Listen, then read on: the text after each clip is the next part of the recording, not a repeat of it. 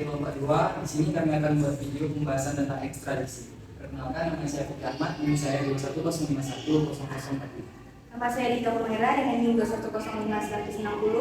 Nama saya Dian Nazira, NIM 2105162. Nama saya Cynthia Widyasari, NIM 210501039. Saya Siti Supriya Damara dengan NIM 210510056. Saya Tika Ramadhanita Higan dengan NIM 210510061.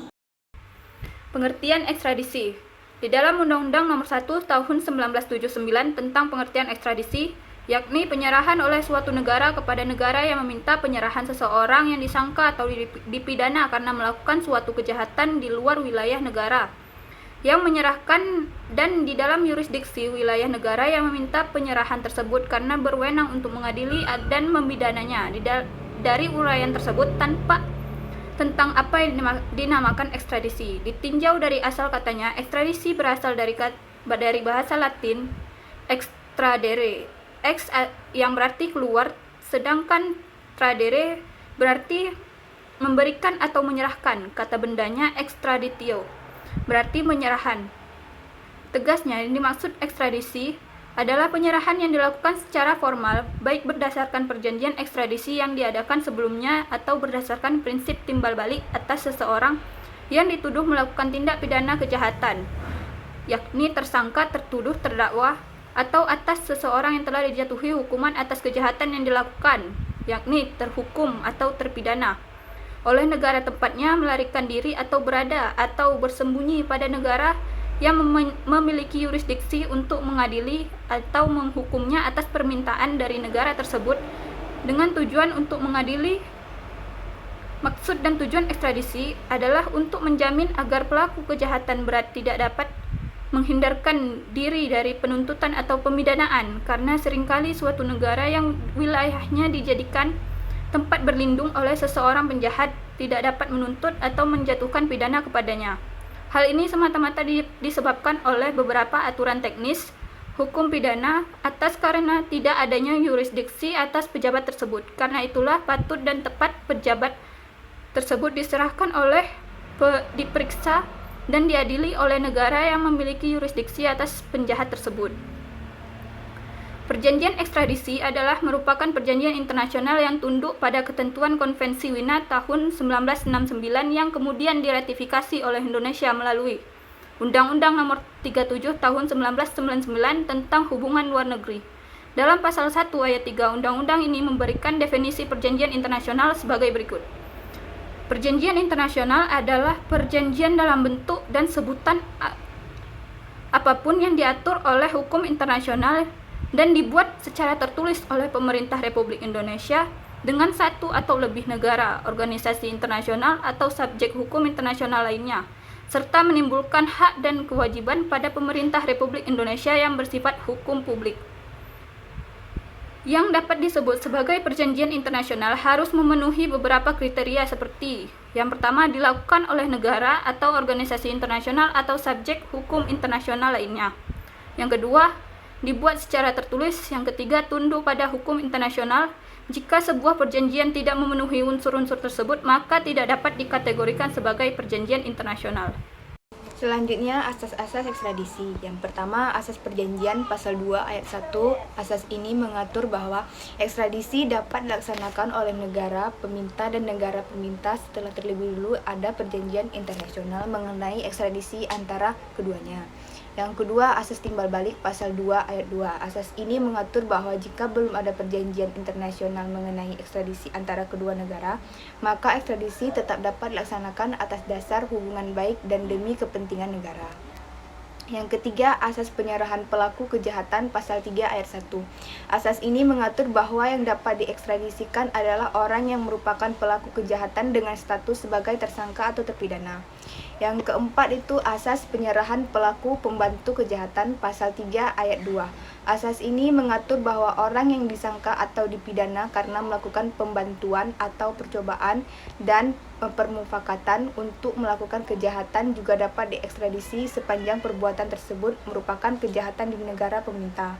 Yang kelima, asas persamaan kejahatan atau kejahatan terdaftar, pasal 4 ayat 1. Asas ini mengatur bahwa ekstradisi dapat dilakukan terhadap pelaku kejahatan yang tindakannya tersebut diatur dalam daftar kejahatan yang dilampirkan dan merupakan bagian tak terpisahkan dari undang-undang ini. Yang keenam, asas kejahatan tidak terdaftar, pasal 4 ayat 2. Asas ini mengatur bahwa ekstradisi juga dapat dilakukan terhadap kejahatan-kejahatan yang tidak termasuk dalam daftar lampiran undang-undang ini. Namun kejahatan tersebut dinilai sebagai kejahatan oleh negara yang diminta. Yang ketujuh, asas penyerahan pelaku kejahatan politik, pasal 5 ayat 1, pelaku kejahatan militer, pasal 6, pelaku kejahatan yang bertalian dengan agama, keyakinan politik, kewarganegaraan, suku bangsa atau golongan tertentu, pasal 14. Orang-orang yang disangka atau dituduh melakukan kejahatan seperti di atas tidak digolongkan sebagai penjahat karena perbuatan yang dilakukan bukan merupakan tindak pidana biasa. Namun pasal 5 ayat 3 dan pasal 6 mengatur bahwa pelaku kejahatan politik dan militer ini dapat diekstradisi jika telah diperjanjikan oleh kedua negara sebelumnya. Yang kedelapan, asas tidak menyerahkan warga negara sendiri, pasal 7. Asas ini menyatakan bahwa jika negara meminta ekstradisi terhadap warga negara Indonesia, maka Indonesia tidak akan menyerahkan warganya tersebut, kecuali jika pemerintah Indonesia merasa jika pelaku lebih baik diadili di negara peminta. Asas teritorial pasal 8. Asas ini mengatur bahwa negara tempat terjadinya kejahatan, baik sebagian atau seluruh kejahatan, berwenang penuh untuk mengadili pelaku. Sesuai dengan asas terpadu di dalam hukum pidana yaitu lex delicti. Hukum yang berlaku adalah hukum yang tempat kejahatan dilakukan, sehingga Indonesia dapat menolak permintaan ekstradisi tersebut. Asas 10, pasal nebis idem, yang di dalam pasal 9, 10, dan 11. Pasal 9, asas ini mengatur bahwa Indonesia dapat menolak ekstradisi jika pelaku sedang dalam proses pengadilan untuk kejahatan yang sama. Pasal 10, pelaku telah dijatuhi vonis hakim yang telah mempunyai kekuatan hukum yang tetap untuk kejahatan yang sama. Pasal 11, pelaku yang telah selesai menjalani hukumannya untuk kasus yang sama. 11. Asas daluarsa, yaitu dalam pasal 12. Asas ini mengatur bahwa Indonesia dapat menolak permintaan ekstradisi atas pelaku kejahatan jika menurut pemerintah Indonesia hak untuk menuntut dan mengadili pelaku telah kadaluarsa. 12. Asas tidak menyerahkan pelaku yang diancam pidana mati di negara peminta, diatur dalam pasal 13.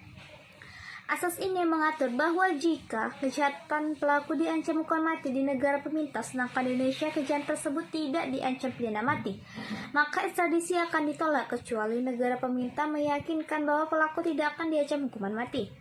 13. Asas kejahatan lainnya, yaitu dalam pasal 15.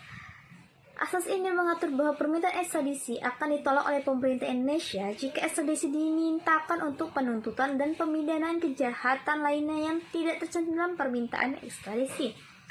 14. Asas tidak menyerahkan pelaku jika akan diserahkan kepada negara ketiga, pasal 16. Asas ini mengatur bahwa Indonesia akan menolak mengekstradisi seseorang yang tidak akan diadili oleh negara peminta, melainkan akan diserahkan kepada negara ketiga untuk kejahatan lainnya yang dilakukan di luar permintaan ekstradisi.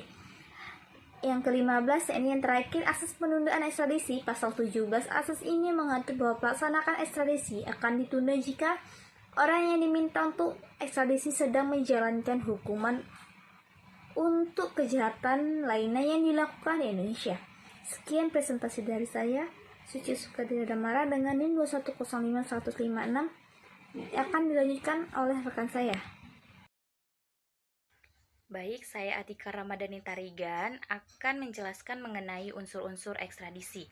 Untuk dapat disebut sebagai ekstradisi harus memenuhi beberapa unsur. Unsur-unsur tersebut adalah unsur subjek, negara diminta, yaitu negara tempat pelaku berada atau bersembunyi. Sedangkan negara peminta yaitu negara yang memiliki yurisdiksi untuk mengadili pelaku karena pertama, merupakan locus delicti atau tempat perbuatan dilakukan. Kedua, si pelaku adalah warga negara dan negara peminta. Unsur objek, yaitu orang yang menjadi objek ekstradisi, yaitu si pelaku kejahatan. Walaupun pelaku dikategorikan sebagai objek, bukan berarti pelaku diperlakukan seperti benda yang merupakan objek hukum. Namun, objek di sini bahwa si pelaku dijadikan sebagai objek perjanjian, namun dengan memperhatikan berbagai hak dan kewajiban pelaku sebagai seorang manusia. Unsur proses ekstradisi yaitu meliputi berbagai prosedur yang harus dilalui untuk mengembalikan pelaku ke negara peminta. Proses ekstradisi terdiri dari pertama, adanya permintaan dari negara peminta kepada negara diminta. Kedua, permintaan tersebut haruslah didahului oleh perjanjian internasional mengenal ekstradisi antara kedua negara. Ketiga, jika kedua negara belum membuat perjanjian ekstradisi, maka atas resiprositas atau timbal balik dapat diberlakukan. Keempat, negara diminta memproses permintaan negara peminta sesuai dengan peraturan perundang-undangan yang berlaku di negara diminta. Dan yang kelima, jika negara diminta bersedia menyerahkan pelaku kejahatan tersebut, maka terjadilah ekstradisi. Unsur tujuan. Unsur tujuan yaitu tujuan permintaan ekstradisi dan negara peminta kepada negara diminta. Tujuan ekstradisi adalah untuk mengadili atau menghukum pelaku kejahatan yang melarikan diri. Jika pelaku kejahatan tidak diekstradisi, berarti bahwa pelaku kejahatan tidak mempertanggungjawabkan perbuatannya sehingga tujuan memberantas kejahatan tidak tercapai. Fikri Ahmad, NIM saya 210510047. Sini saya akan melanjutkan presentasi dari teman saya. Sini saya akan membahas tentang kasus ekstradisi. Indonesia telah pernah berhasil mengekstradisi seorang pelaku kejahatan warga negara Australia, yaitu Peter Dundas. Tersangka merupakan pelaku kasus pencabulan 3 orang anak di bawah umur atau pedofilia yang dilakukannya di Lombok dari tahun 1997 sampai dengan 2006. Perbuatan tersebut adalah tindak pidana berdasarkan pasal 82 Undang-Undang Nomor 23 Tahun 2002 tentang Perlindungan Anak dan pasal 292 Kitab Undang-Undang Hukum Pidana dengan ancaman hukuman maksimal 15 tahun penjara. Peter Dundas Walbrand diekstradisi dari Australia ke Indonesia pada 21 Oktober 2011. Peter adalah warga negara Australia dan merupakan mantan tenaga pengajar di Australian International School atau AIS di Jakarta dan telah menjadi buronan sejak tahun 2007 dan telah dimintakan ekstradisinya sejak tahun 2008. Ekstradisi Peter Dundas Walbrand mengalami banyak kendala. Mengingat tersangka adalah warga negara Australia dan keberadaan yang bersangkutan di Australia baru diketahui, yaitu di daerah pinggiran Australia di Lakeview Parade. Fikri Ahmad, NIM saya 210510047. Sini saya akan melanjutkan presentasi dari teman saya. Sini saya akan membahas tentang kasus ekstradisi. Indonesia telah pernah berhasil mengekstradisi seorang pelaku kejahatan warga negara Australia, yaitu Peter Dundas. Tersangka merupakan pelaku kasus pencabulan 3 orang anak di bawah umur atau pedofilia yang dilakukannya di Lombok dari tahun 1997 sampai dengan 2006. Perbuatan tersebut adalah tindak pidana berdasarkan pasal 82 Undang-Undang Nomor 23 Tahun 2002 tentang Perlindungan Anak dan pasal 292 Kitab Undang-Undang Hukum Pidana dengan ancaman hukuman maksimal 15 tahun penjara. Peter Dundas Walbrand diekstradisi dari Australia ke Indonesia pada 21 Oktober 2011. Peter adalah warga negara Australia dan merupakan mantan tenaga pengajar di Australian International School atau AIS di Jakarta dan telah menjadi buronan sejak tahun 2007 dan telah dimintakan ekstradisinya sejak tahun 2008. Ekstradisi Peter Dundas Walbrand mengalami banyak kendala. Mengingat tersangka adalah warga negara Australia dan keberadaan yang bersangkutan di Australia baru diketahui, yaitu di daerah pinggiran Australia di Lakeview Parade. Peter Dundas berhasil ditangkap otoritas kepolisian federal di Australia pada tanggal 3 Maret 2010 di Sydney Airport, Australia. Pada saat tersangka akan melarikan diri keluar wilayah Australia, penangkapan ini berhasil dilakukan berdasarkan permohonan penahanan sementara atau provisional arrest dari Kementerian Hukum dan Hak Asasi Manusia, serta tindak lanjut atas kerjasama yang erat antara pihak Attorney General Australia, Kementerian Hukum dan Hak Asasi Manusia, dan Kepolisian Negara Republik Indonesia. pengekstradisian Peter Dundas Walbrand berdasarkan keputusan Menteri Kehakiman Australia tanggal 22 Agustus 2011 dan diputuskan diserahkan kepada petugas kepolisian negara Republik Indonesia di Bandara Internasional Sydney. Dari keberhasilan mengekstradisi Peter Dundas Walbrand ini dapat diperhatikan beberapa hal, yaitu 1. Indonesia berhasil melakukan ekstradisi. 2. Australia melaksanakan asas Fakta San Servanda dengan konsekuen.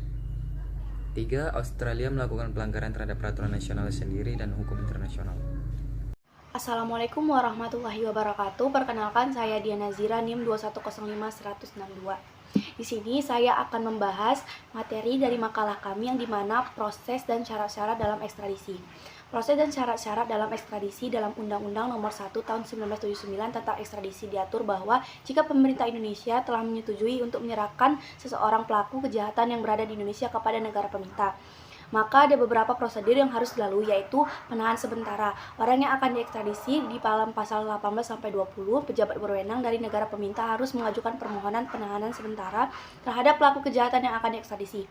Permohonan tersebut diajukan kepada Kapolri atau Jaksa Agung melalui Interpol Indonesia, yang dimana saluran diplomatik atau melalui jasa lainnya seperti pos, telepon, surat elektronik, dan sebagainya. Penahanan sementara ini dilakukan menurut aturan hukum acara pidana Indonesia karena masa penahanannya tersebut tidak boleh lebih dari 30 hari. 2. Pengajuan surat permintaan ekstradisi dari negara peminta melalui saluran diplomatik yang diajukan kepada Menteri Kehakiman atau Menteri Hukum dan HAM, dan selanjutnya diteruskan kepada Presiden pasal 21. Selanjutnya yang ketiga, pemeriksaan terhadap pelaku yang akan diekstradisi di mana pasal 2528 selama dalam proses penahanan pelaku kejahatan yang akan diekstradisi akan diperiksa oleh kepolisian yang berupa hasilnya berupa berita acara pemeriksaan atau BAP dan diserahkan kepada kejaksaan setempat. Berdasarkan BAP ini, selambat-lambatnya 7 hari kejaksaan memohonkan surat penetapan pengadilan untuk menetapkan apakah yang bersangkutan dapat diekstradisi atau tidak. Untuk melanjutkan proses persidangan, maka pelaku dipanggil menghadiri sidang pada hari yang telah ditetapkan. Yang keempat itu ada proses persidangan atas BAP pasal 29-33. Setelah dipanggil acara patut, maka dalam persidangan dilakukan secara terbuka di depan pelaku yang akan diekstradisi dan dihadiri oleh jaksa setempat. Hakim akan memeriksa. Dalam hal ini, saya akan memberikan kesimpulan berdasarkan uraian di atas. Ekstradisi diatur dalam pasal 1 Undang-Undang Nomor 1 Tahun 1979 tentang ekstradisi. Dalam undang-undang yang dimaksud ekstradisi adalah penyerahan oleh suatu negara kepada negara yang meminta penyerahan seseorang yang disangka atau dipidana karena melakukan suatu kejahatan di luar wilayah negara yang menyerahkan dan di dalam yuridiksinya wilayah negara yang akan menyita penyerahan tersebut. Yang untuk mengadili tujuannya memidana. Tujuan ekstradisi adalah mengadili atau menghukum pelaku kejahatan yang melarikan diri. Jika pelaku kejahatan tidak diekstradisi, berarti bahwa pelaku kejahatan tidak mempertanggungjawabkan perbuatannya, sehingga tujuan pemberantasan kejahatan tidak tercapai. Selain itu, ekstradisi adalah salah satu jalan yang ditempuh oleh negara-negara yang ingin mengembalikan pelaku kejahatan ke locus delicti. Sekian hasil presentasi saya. Assalamualaikum warahmatullahi wabarakatuh. Demikian presentasi video yang telah kami paparkan. Apabila ada kesalahan, kami mohon maaf. Kami tutup dengan Wassalamualaikum